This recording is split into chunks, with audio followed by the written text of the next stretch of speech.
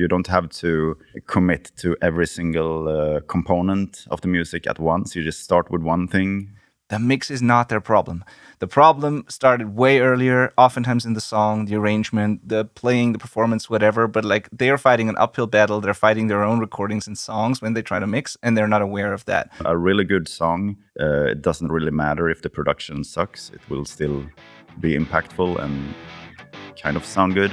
When something takes you an effort to make, that's when it makes sense. If it's effortless, then yeah. This is the Self-Recording Band Podcast, the show where we help you make exciting records on your own, wherever you are, DIY style. Let's go.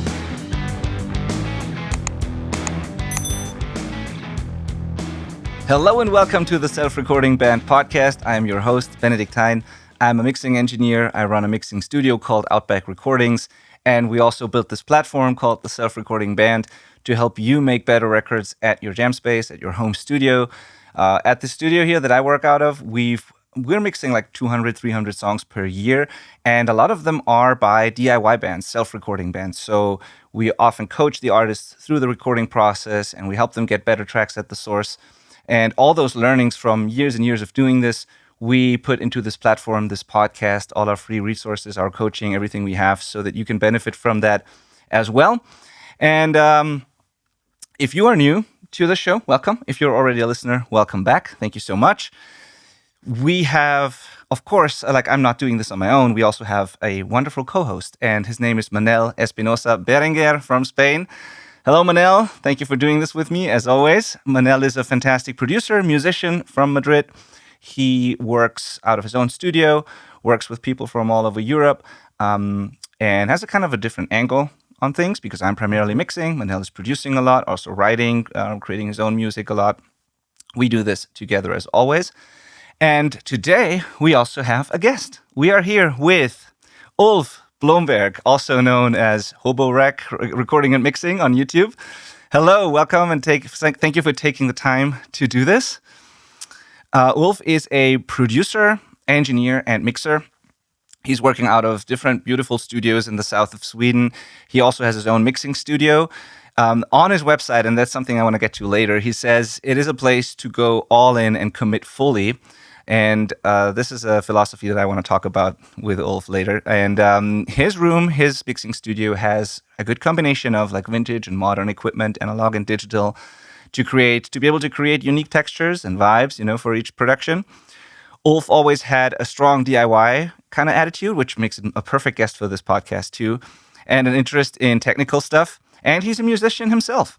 So he's been in a lot of bands, made a lot of records, toured the majority of Europe.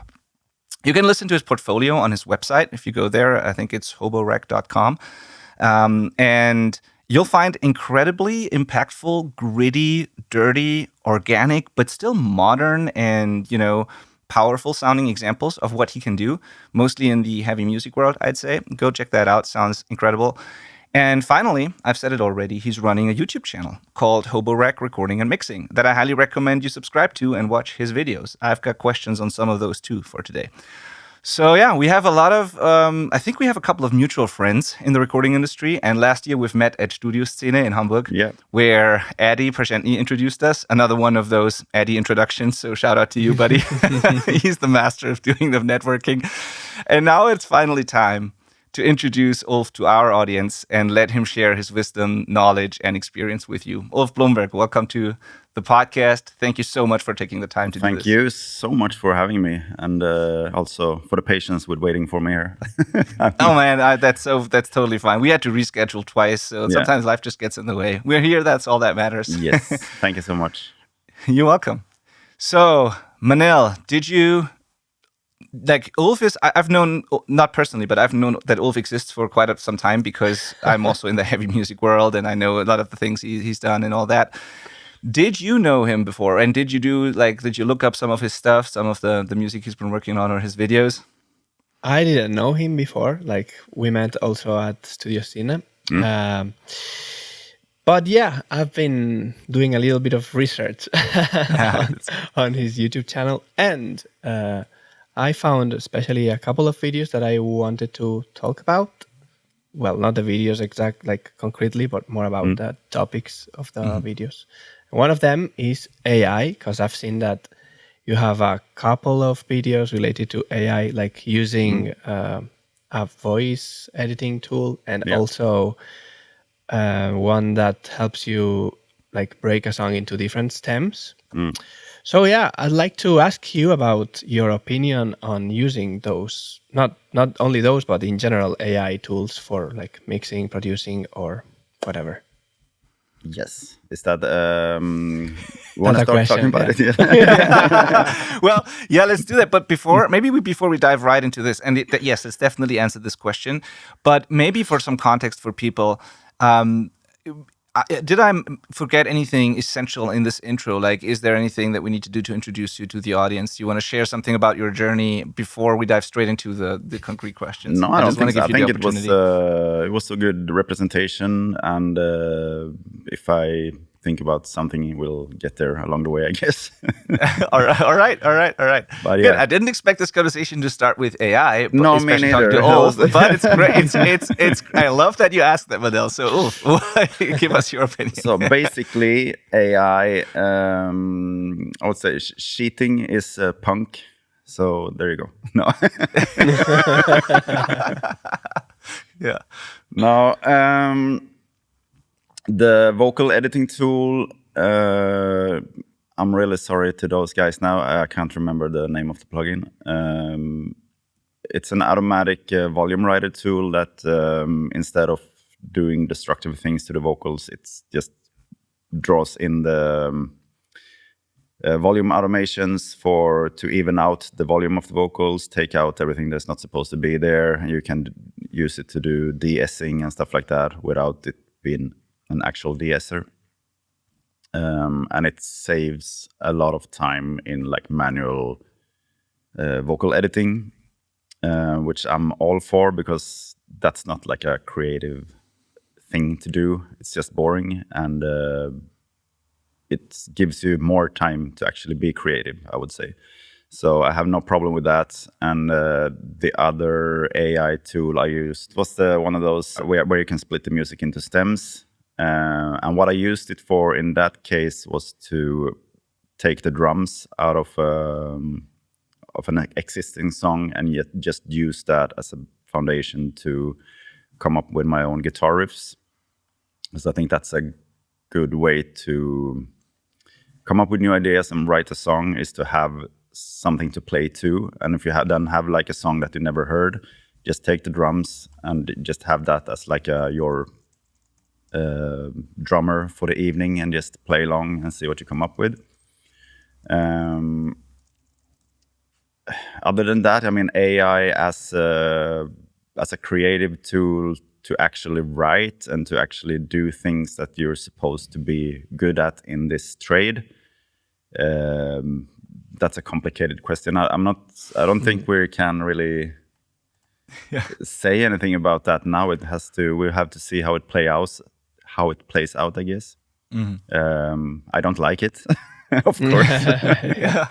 Like AI music just uploaded and spread like that just sucks, I guess. But I don't think I don't feel like it's a threat, really.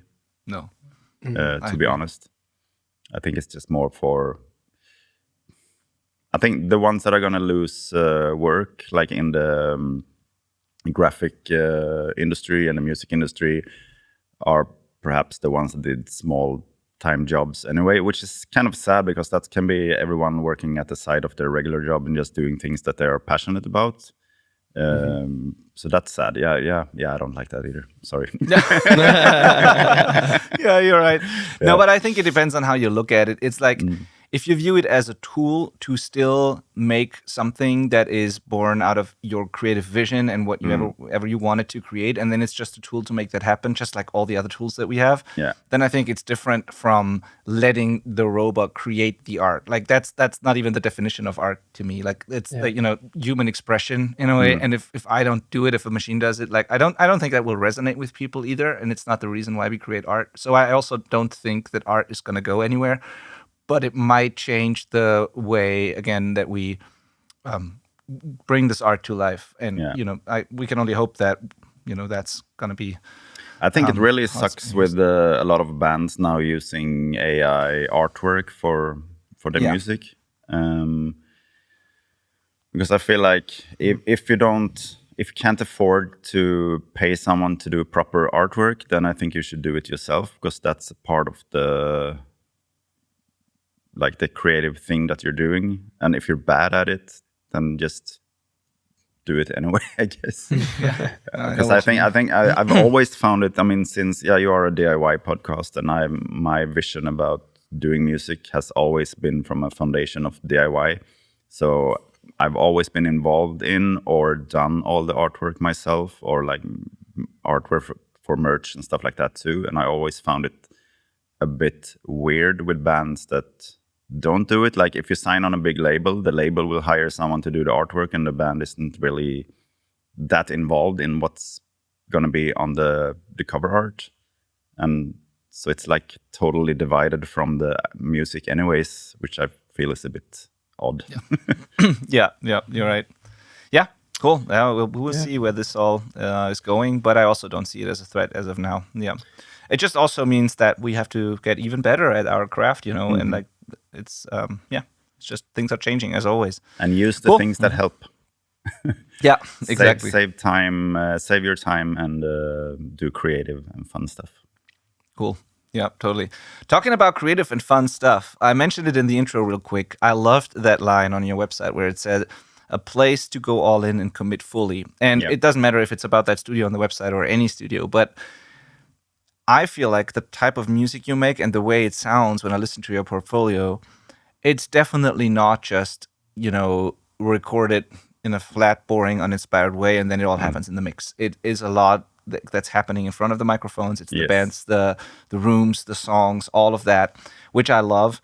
But can you talk a little bit about this concept of, committing early, making bold decisions, and all that? Because I love that, and I feel like that is something that is being neglected a little bit these days, where a lot of people are so afraid to make mistakes, and everyone plugs in into their interface and records very flat tracks so that they can save all the options for later. And sometimes when I get stuff to mix, I feel like, very often actually, I feel like I'm producing because nobody has made a decision so far, And so I want to hear your thoughts on that, because I really loved to read that on your website.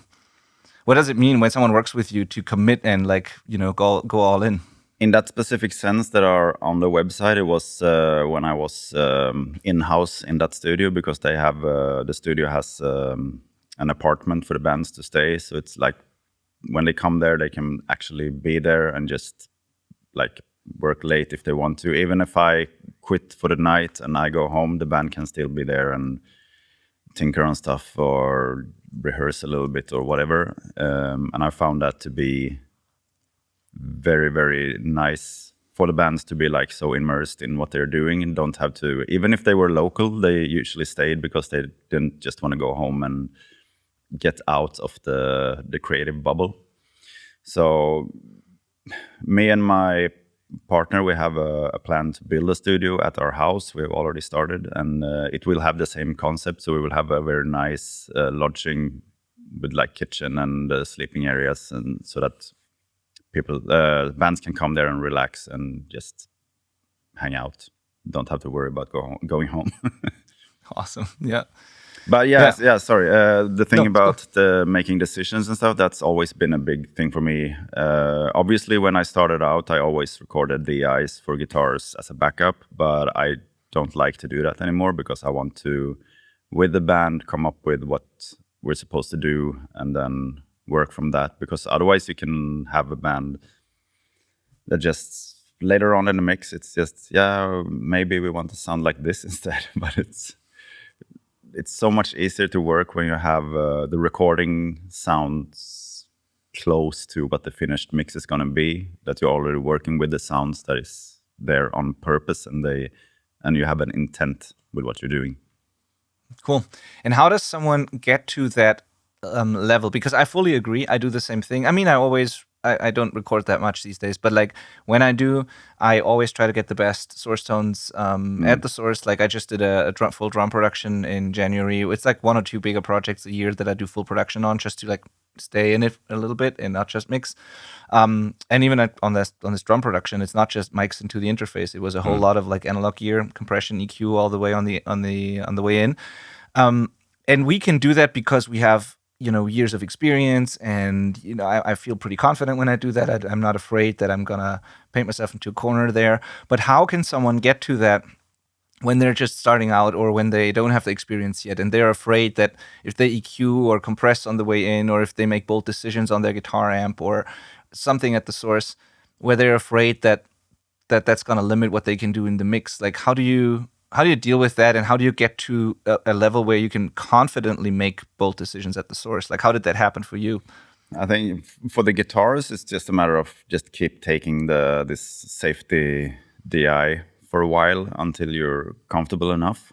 EQing stuff on the way in, it can be tricky. You can just start a little bit. And then after that, you will see do I have to EQ even more in the mix? What do I do when I EQ in the mix? And then go back to that whole thing. And in that case, I think the monitoring and knowing your listening environment is crucial, because that's a thing that I had. That was my biggest issue before I moved to the studio I was in recently. Before that, I had a project basement studio. It was 15 square meter control room. The worst dimensions. It sounded like crap, but I thought it was cool when I was there. But I know that making mixes took so much time before it like was where I wanted it to be. So after I started working at the End Studios, it's called, the pictures and stuff on my website is still there. The End Studios. The control room there is like about 70 square meters, and has those like really big ass soffit mounted Dynaudio monitors. Plays well down to 20 hertz. But since the room is so big, I guess everyone who has started a project studio knows the thing where you kind of get this bass build up, so you feel the bass, and that's how you start to recognize bass. But in that room, it just passed by. It was like listening in headphones. You couldn't feel the bass. You could hear it through the monitors, but you couldn't feel it. So in the beginning, it was very, very weird and unusual for me. But after a while, I learned how things were supposed to sound. So even if I didn't mix there, I could take it home and mix in headphones. But just from being in that environment and hearing how it's supposed to sound made it so much easier to mix it in other environments too. And I have done recordings in smaller project studios after that, and it's always very confusing when you don't. It's like you know that you hear something that is off with the listening environment, so you can't really make decisions in the recording. It can be very frustrating. Yeah, totally. And this is precisely why we always recommend that everyone in a small home recording studio gets a pair of decent headphones, at least, just for, just to make sure you can really make decisions on the low end and all those things for precisely that reason. And it's actually fascinating. I remember the first time I had that too, where in my case, it was a mastering studio like 15 years ago or so, where I attended a session, and he had these crazy big speakers and all that. And I was expecting it to be, very impressive sounding, and it was not. And I remember thinking, you don't hear any low end in here. And then he told me, no, pay attention. You can actually hear it. It's just not what you're used to from the small room. And it is totally true what you said. You don't feel it. But once you know what to listen for, you definitely hear it. And headphones are kind of the way to go in most small studios to just take the room out of the equation. And it can be fun to feel the low end, but it's just not a reliable reference most of the time. Absolutely not. It's it can be very deceiving. Yeah.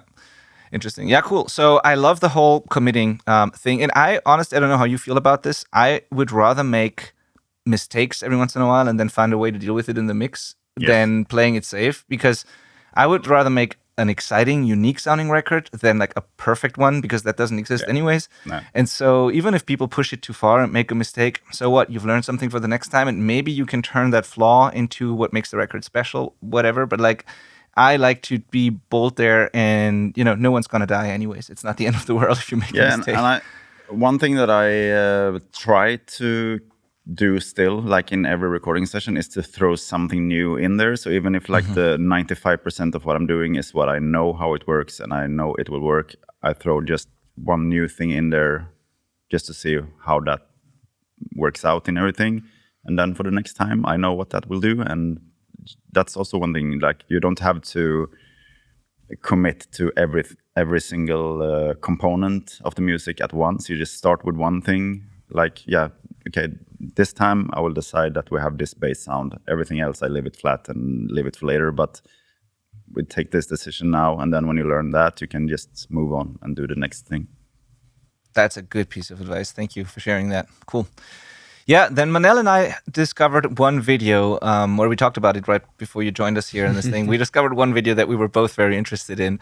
I've seen it a while ago. Manel just told me he was watching it too. And that is the one about, how today's music all sounds the same, and it's also, so boring and cookie cutter or whatever. And then it's such a good video. Go people watch that video. It's on the YouTube channel, Hoborec. And it's like, you can see Ulf put on an old record, like a compilation, listening to songs that have been released in, I think, 85 or something like that. Yeah, I don't remember. It was sometime in the 80s. And I don't want to give good. it. Yeah, exactly. And it's like it's so funny how you introduce. And I was in the beginning, honestly, I wasn't sure where this is going to go. I had an idea, of course, but then I thought maybe he is also doing one of these videos where like everything sucks today. Like I wouldn't have been surprised. But then you're gonna turn it around by you showed that old record and everything kind of sounded the same. And it was the same kind of problems.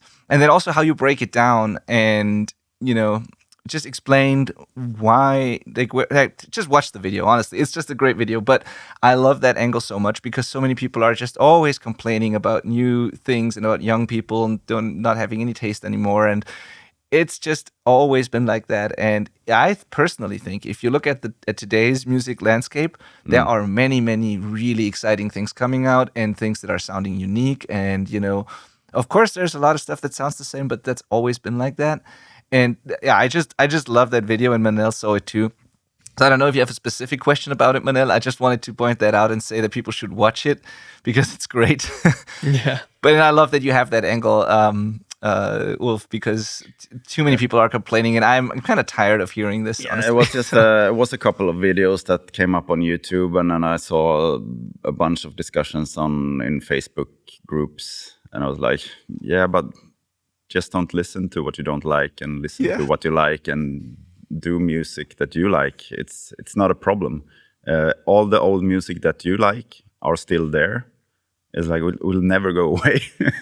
So it's like there's no threat. And I mean, I don't enjoy all new music, and there's a lot of music in the alternative metal hardcore scene that I really don't like. But if that can create a new movement or a new scene, it's awesome. Yeah, Manel, did you have any thoughts on this? I just want to give this kind of topic to you a little bit because you are Manel doesn't think in genres really, and he's always trying to do unique things. And like he even has merch. I bought one of Manel's hoodies where it just literally says, what does it say? I hate music genres, I think, or something like that. And so we often talked about this because but like I just wanted to hear your thoughts on that whole topic too, Manel. Do you think everything's boring at the same these days? Of course not. Like that it depends on where you look at the music, if you tend to listen to the top 50 or whatever, then the algorithms and all that stuff works today. Like it's gonna show you more of that stuff. So I think it's more about where do you look for your music, or what kind of things that like excite you. But there's always been trends, and I don't know.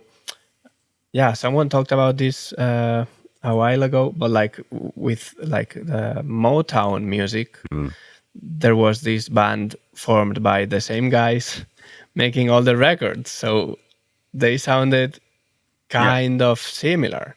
So, I mean, that's always gonna happen, but I don't want to lose my time thinking about those things, you know? Just like, if you don't like whatever, just don't listen to that and listen to other things that you like.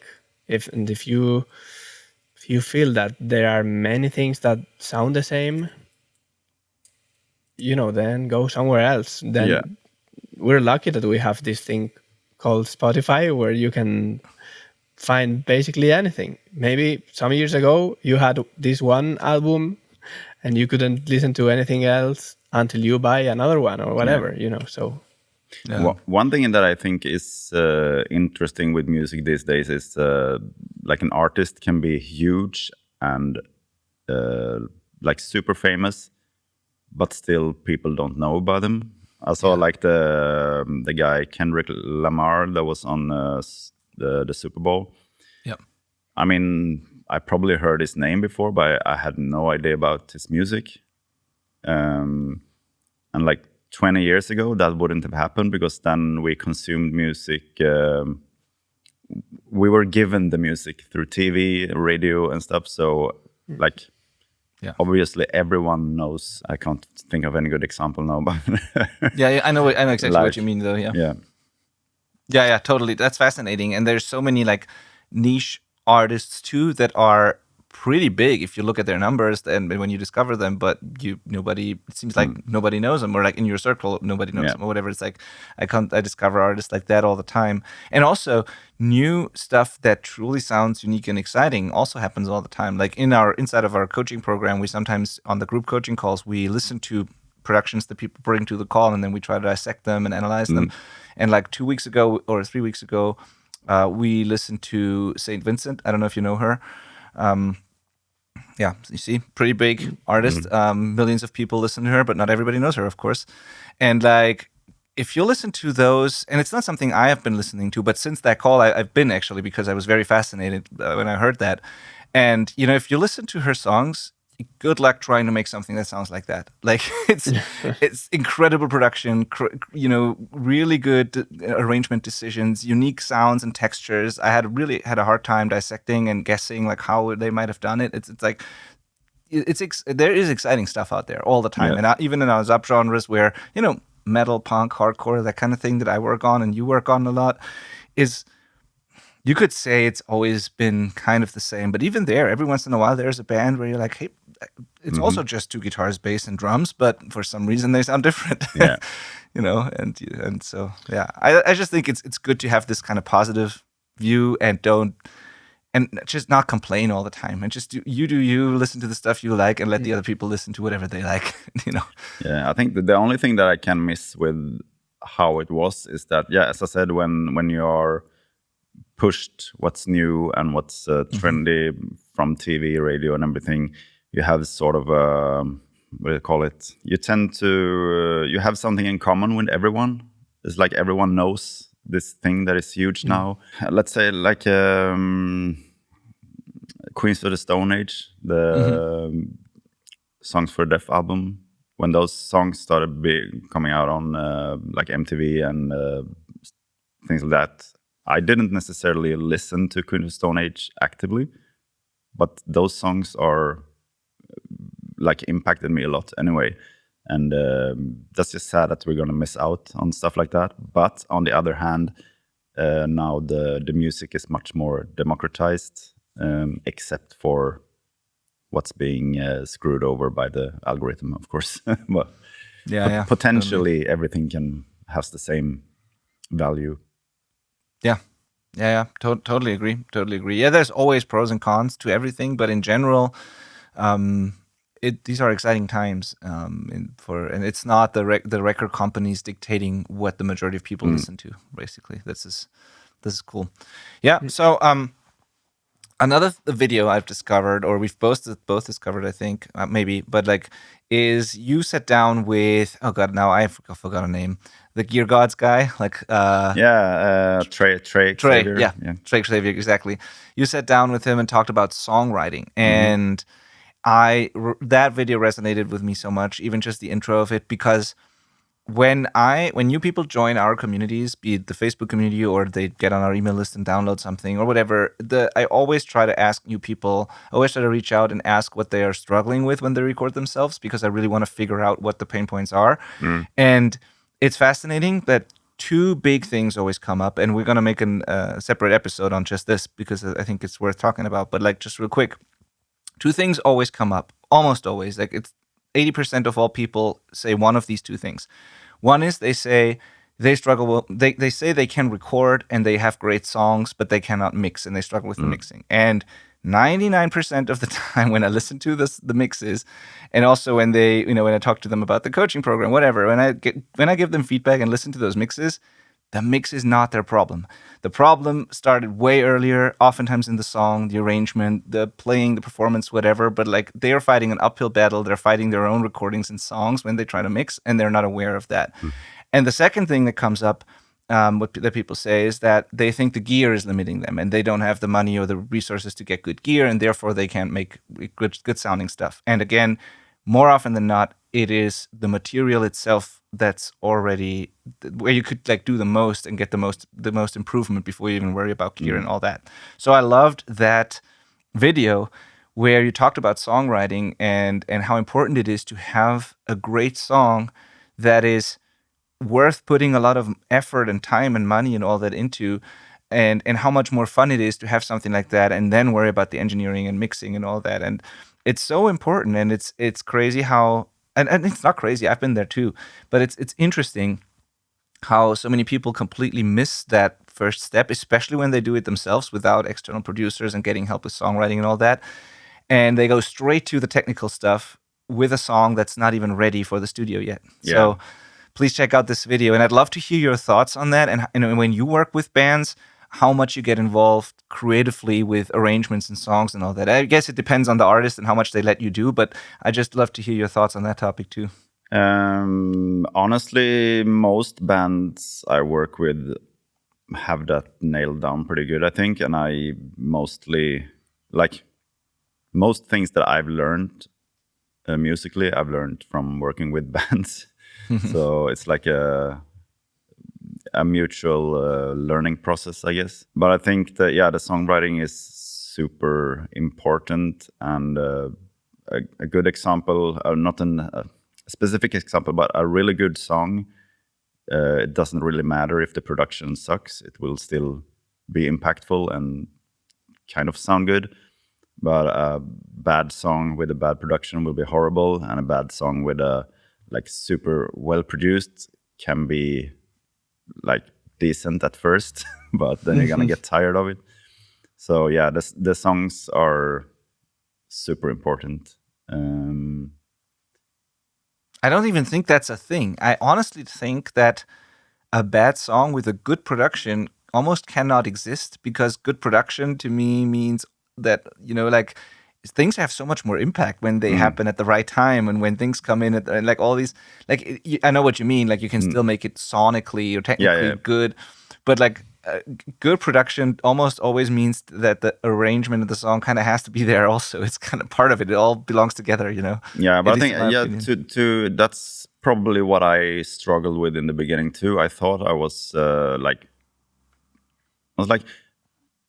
when I was doing comparison, like reference listening to mixes, I was like, this sounds very good. It sounds similar to what I'm trying to do. But then listening through the whole song, it just doesn't feel great. And it was always like because the bands wasn't great.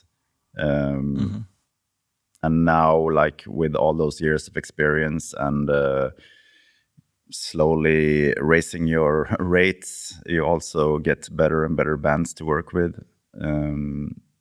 So yeah, everything falls into place so much easier, and mixing is pretty quick when you have the good bands. Yeah, totally. So this means that most of the bands you work with now have that down, and you don't have to do much there. But are you still getting involved if they let you, like in terms of production, arrangement, not just Yeah. engineering and mixing? Yes, absolutely. I usually say that the better the bands are, the more I get involved, because it pops up ideas in my head when I work with it.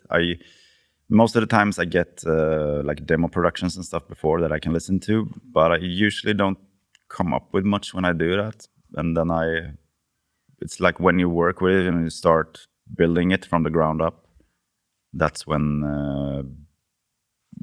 this thing up here starts to work. So yeah, it's I mean, recording vocals is probably what's the most fun, I think. Like when everything is in place and you're doing the vocals and you see where there are gaps that can be filled, and like bringing certain things out. Yeah, that's like highlighting stuff is basically what the production is about, I think. Yeah, I don't think I really enjoyed the thing where a producer comes in and rewrites songs completely.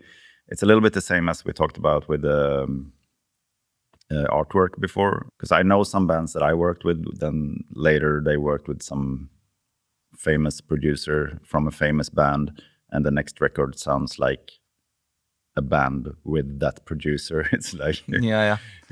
I mean, it depends, I think, on who the artist is and what they want. Because if they if they truly don't have the writing skills, or they need this help, like sometimes it can be the only way to hire someone who helps you with that, of course. But if it's bands who already have a vision and they're just not, for whatever reason, afraid to follow through with that and then hire someone else, that's a different story, I guess. That's also very genre dependent, of course. Yes, I mean, absolutely. there are entire genres that are just, that's Absolutely. where the standard procedure is to work with a producer that basically writes the songs. So nothing against that. Yeah, and I think part of that, no matter where, if you start with a very rough idea and the producer writes the song, or whether you take a band that has it all down already, I think it's also about being able to, or even if it's your own band, I think part of the skill is to be able to recognize like what it is that makes that artist special, what their thing is, because I truly believe that every artist, regardless of talent or whatever, everyone has something that is special about them, something cool I can find in almost every artist, or like in every artist, where the job is to, like you said, to highlight that, to figure out what it is that's cool about this, and then to really bring that out and highlight that. That's part of the skill, I guess, too, to help the artist become the best version of themselves. And sometimes an external voice, like a producer, can have a different perspective and can help the artists believe in that and find that out and find their voice. So that can be part of it.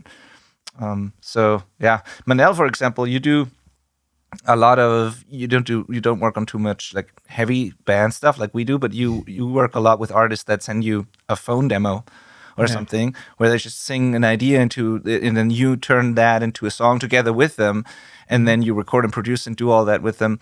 But as far as I know, part of your process, or a big thing in your process, is that you have a lot of like conversations with the artist, deep conversations, and figure out their vision. You ask them what they want to do, you get their feedback, you do multiple versions, you kind of send them a vibe check, but it's not your song, it's theirs. You just help them make it happen because they can't on their own. But it's kind of fascinating, the transformations I've heard, and it still always sounds like the artist, but it starts with a very basic, rough idea, and then when you send it to me for feedback, it's insane. Like, that sounds Sorry. cool. Yeah. So, I would say that, of course, it's important to talk with them, because, like, I mean, I need to know them, because, like, little things like playing guitar parts, I want to play them thinking about them, about how would they like it to be played or whatever, so. And also it takes a while, I think, to know what their musical taste is, because like I have my own taste, of course, but I might have some, like, lots of things that I always do but they don't like. And so when you make a couple of songs with them, you start to notice of course, things, and also that you know them better, like as people, persons, whatever. So the communication starts to be more like fluent or whatever you want to call it. And so you can talk to them more directly about those things, like, oh, you don't like using cymbals. So we're not going to use cymbals in your songs or whatever, you know? Yeah. So yeah, I think that is important. And I wanted to say, because I was thinking about this all the time, that those things that we've been talking about that are mostly part of the process of making a song, that the AI doesn't have that. Like, Yeah. you know, That is very true. so Yeah. and I think it's a really important part, like, which is the process. Like when something takes you an effort to make, that's when it makes sense. If it's effortless, then I know what you mean. anymore. Yeah, I know what you mean. Fast food. Yeah, exactly. Yeah, that's so true. So true. Yeah. So, Ulf, how did you get to where you are now? And I know it's probably been a long journey and like all that, but you've started probably as a musician too at some point, and you got like what fascinated you about recording? What made you want to record? I don't know if you started recording your own band or if you started working at a studio. I don't know what your journey exactly was, but something must have fascinated you about that too, not just making music. And now, you know, if we go from that to fast forward to now, you are now traveling the world. I just saw you went to NAMM, stayed there, I think, and made a record after that, or maybe even a couple of projects. Same thing that I've done last year, which is so much fun to do that in a different country. You're now in a different studio, recorded a band there, and now you're doing drum samples. And you are traveling, working with cool people from all around the world. You've done a lot of cool projects, but what was in between, and what made you go from Ulf the musician to becoming the producer, mixer, and all the things you do now? I mean, I remember that I always were really fascinated with the recording, like just on a cassette player when I was a kid. And then I started playing some music, and I got an old, like a small mixing desk from my dad, and I had two separate tape decks. So I recorded back and forth, like what they call sound on sound recording. So that was my first home studio.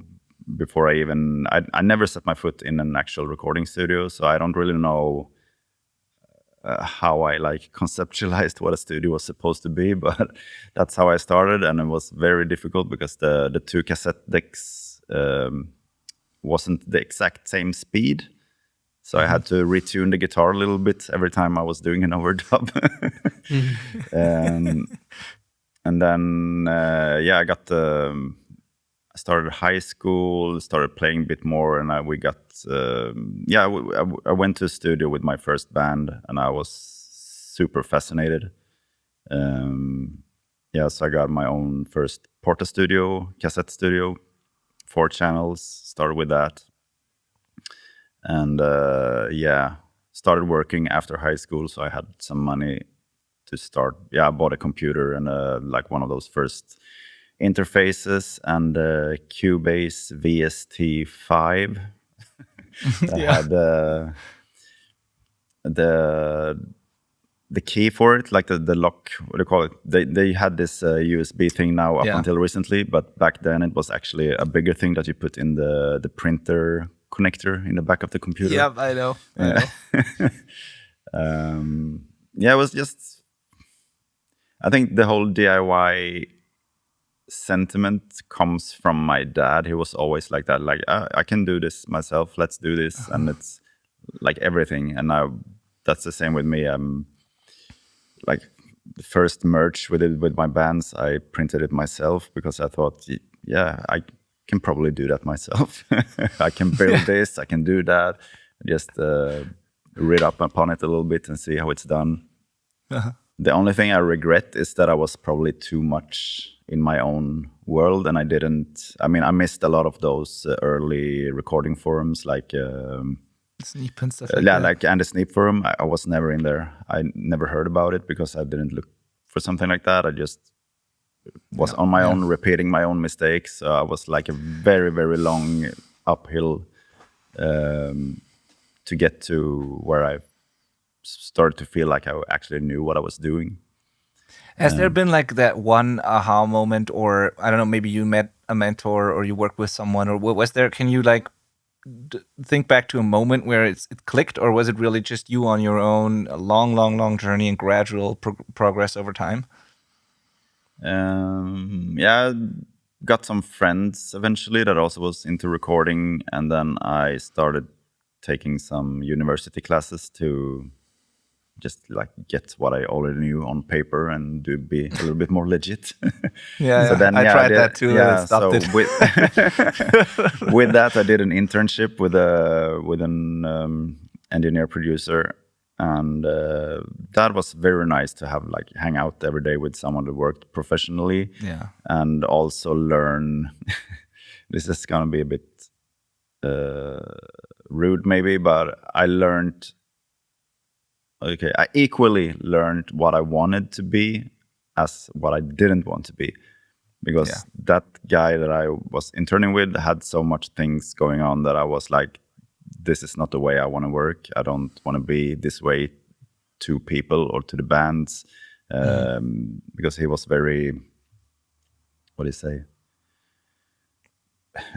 I felt like he made bands feel a bit uncomfortable if they didn't perform well and stuff like that. It was like there are a couple of producers out there.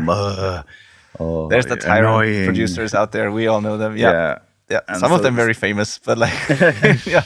So that was a big click for me to like, this is not the way I want to be. My goal will always be to make the process as easy as possible for the bands and make them feel comfortable and relaxed.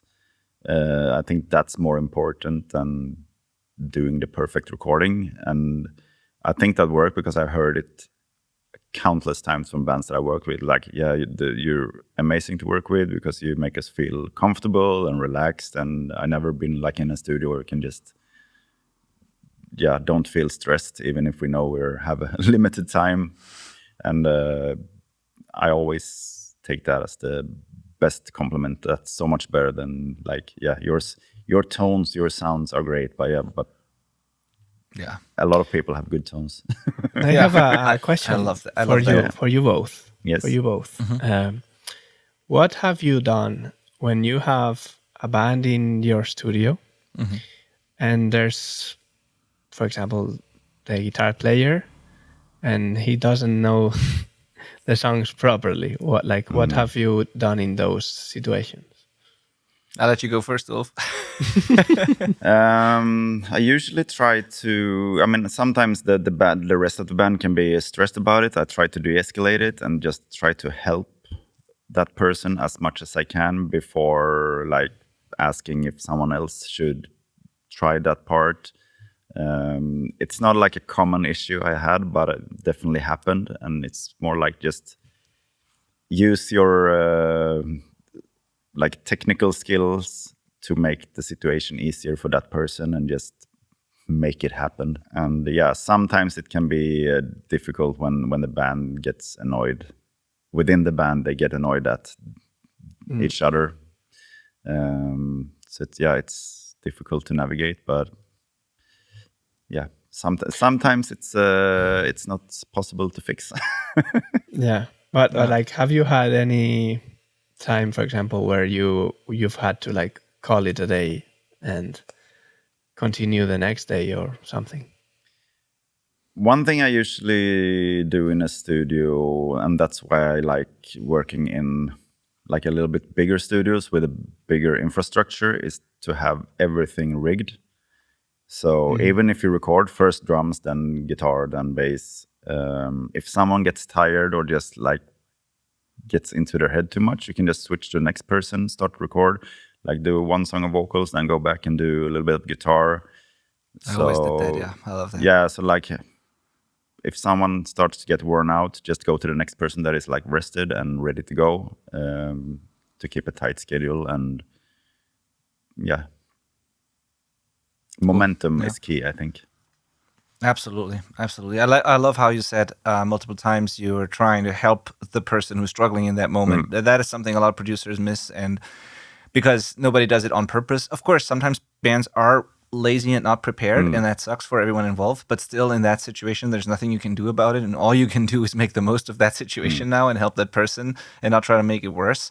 I think what helps a lot is I didn't have that too many times either, but like what helps a lot is communication up front. And this is something I've done a lot when I was still doing full production all the time, is that I would talk to the band about those things first. I listened to their pre-pros, their demos. If I could, I would go to their jam space and see how they played and all that. And I tried to avoid that situation in the beginning.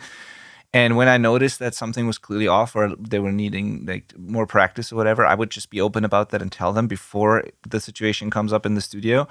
And then I also sat down with the bands in the beginning, and we always had a kind of it's almost like a pre-flight checklist, like pilots go through the thing before they start. Like I had a certain thing like that too, where I was like, okay, let's just talk about a couple of things and agree on them. And so one part of this agreement was that I always try to get them on board with a better is better philosophy, which means if someone is not able to play a part, but someone else in the band can do that, do we all agree that that person can then do it because it's better and better is better, and whatever we can do to make that happen, we will?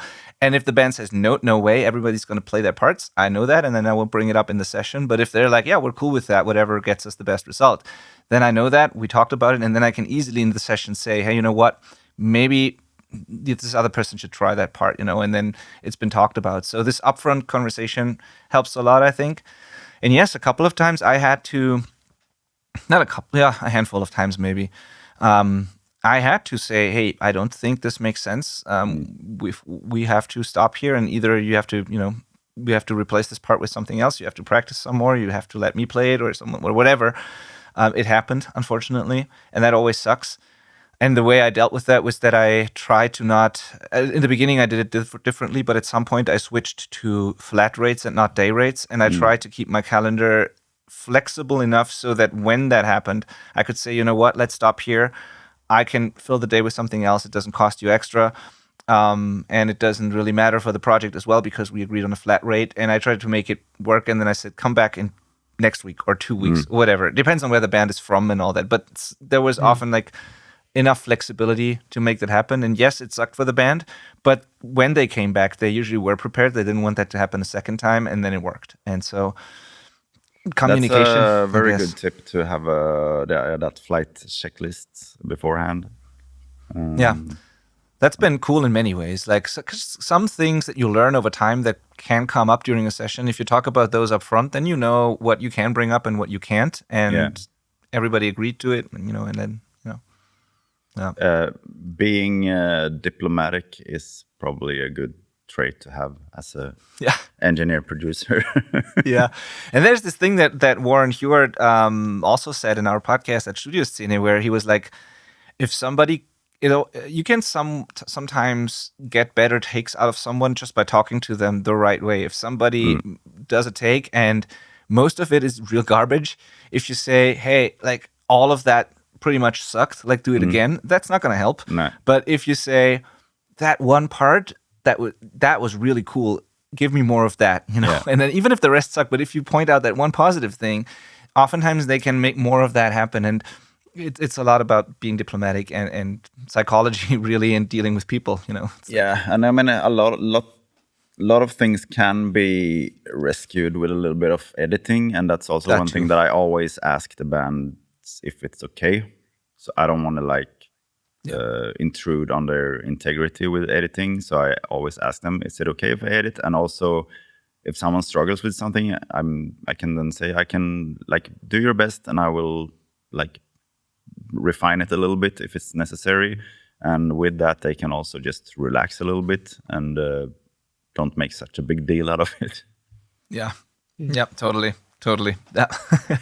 Yeah, it's cool how you talk about how respectful you are of the art and the artist and everything you do and how you talk about it. That comes through all the time. Like you are careful. You know that it's their art, it's their record. You even ask like if you can add it or not. You don't like a lot of producers don't think that way, and I really think that our listeners are going to appreciate that too. And I love that kind of thinking about the art. You're not against these tools, but you need to know when and when not to use them and how to respect the art and the artist. And that's cool. That's not, because that is not black and white thinking. A lot of people are like, you are never allowed to edit, and robots are killing music. And then there's the other people who are like everything needs to be on the grid all the time. But there is a lot of gray in between.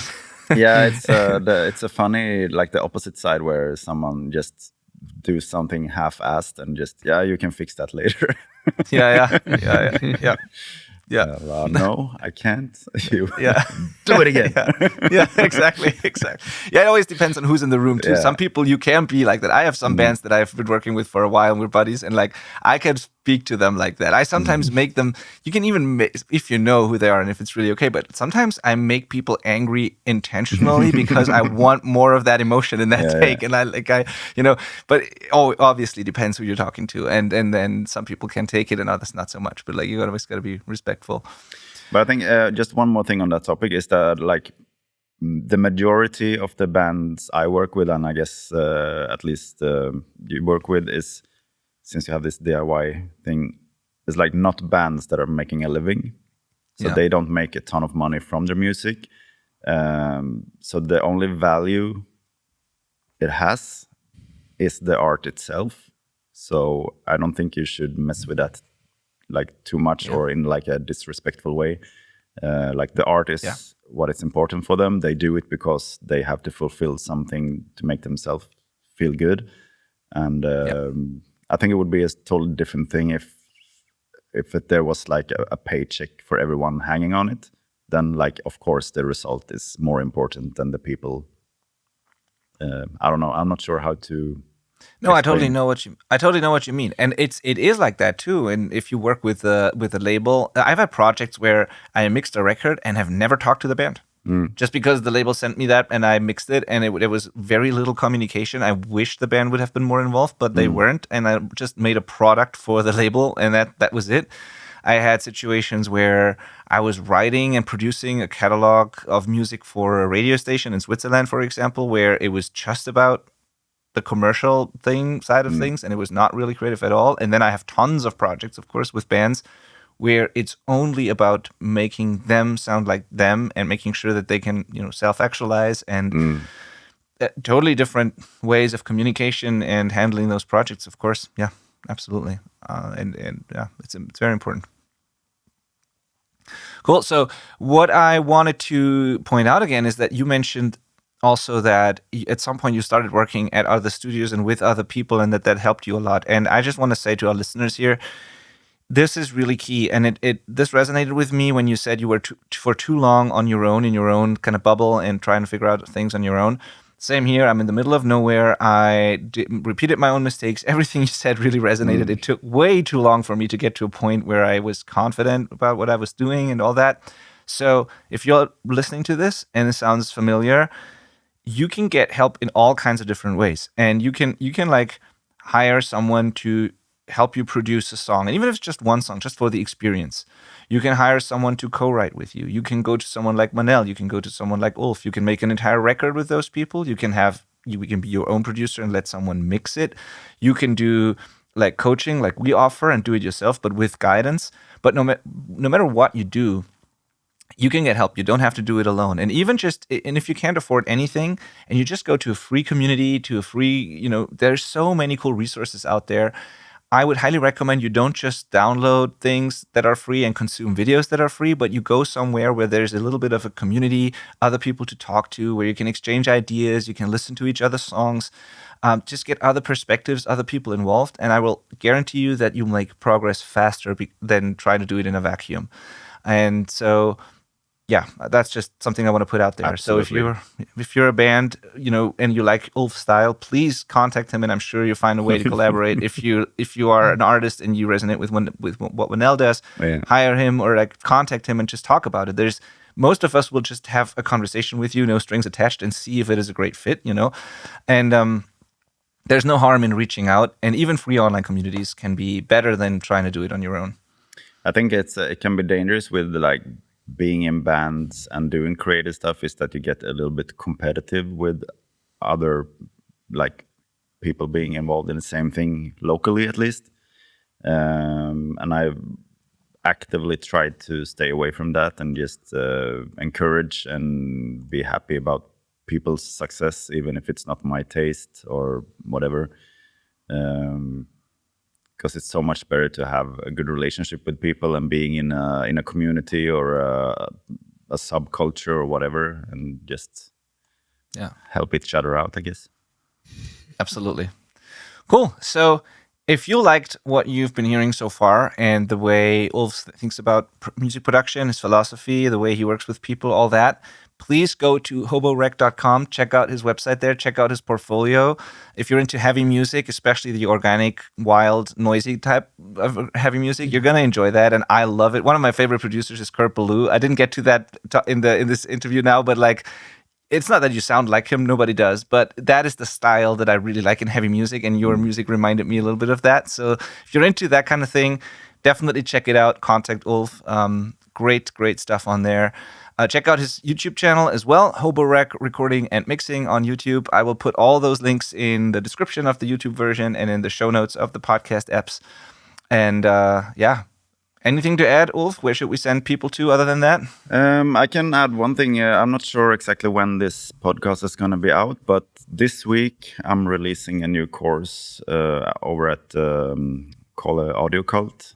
Awesome. Where He's been on our show as well. Nice. Cool. He's a good guy. It was a band from Romania that wanted me to mix an EP for them, and they only had like MIDI drums and DI guitars, which is usually not what I'm working on, but I thought the band was cool, so I decided to do it, and I recorded my own like drum samples for the whole thing, and reamped guitars in a way, so the finished product was something that was similar to something that I would have just recorded in my studio.